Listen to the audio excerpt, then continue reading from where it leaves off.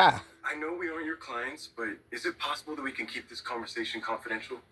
You know, over the course of this case, I had a lot of people come to me with information, so I certainly don't disclose anything unless I'm given permission. Why would y'all? In spite of what she did to my mom on the stand in front of a whole courtroom. I hope you know how sorry I am and that I never meant for Look, any it's of that. fine. I'm going to put all that aside for now. Because we need your help. Okay. So who do you think shot Congressman King? We don't think, we know. It was Willow. And we know. Because we were there that night. Stupid, stupid, stupid. You saw Willow shoot him. When we heard Drew come home, we hid in the bedroom, and it was Whoa. there. Hold on. Back up. You hid in his bedroom. What were you doing there that night?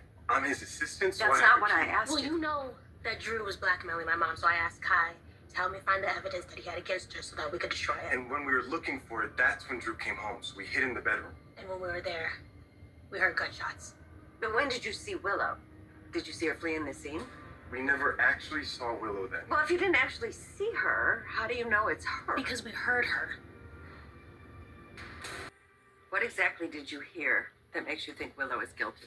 After Drew was shot, we heard Twinkle Twinkle Little Star playing in the living room. And it didn't register to us right away, but once we had time to talk about what happened that night, we realized that the song we heard was actually a ringtone. And we assumed it was Drew's cell, so Scout must have called him. But Drew testified he never received any calls around the time of the shooting, and his phone records back that up, right? If they do, Then Michael testified that Wiley called him that night, and suddenly we realized that the ringtone could have been coming from the shooter's phone. that could have been Michael's. We thought that too, at first. But we wanted to know for sure, so we arranged for Wiley to call his dad while we were nearby. And it turns out Michael's ringtone for Wiley is Wiley's voice.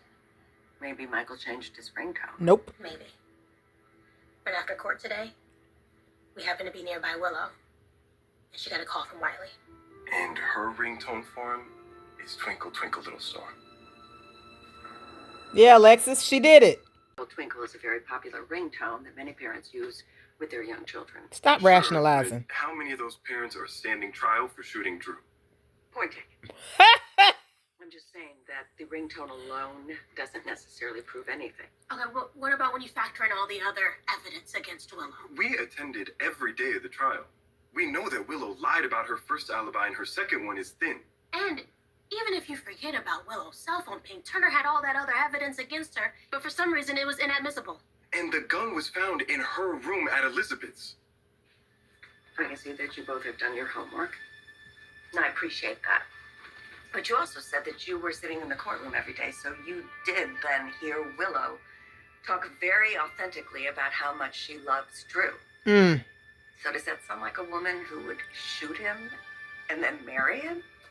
But isn't it possible that she married Drew to cover her tracks and to throw people off? Yes. Do you really think Willow is that calculating? Because that's what you're saying. You're saying that all this time she has fooled everyone into believing that she's this wonderful, Alexis, warm, kind mother. you don't think that's possible? But in reality, she's a cold-blooded killer who would shoot the man that she loves in the back not once, She but twice. doesn't love him.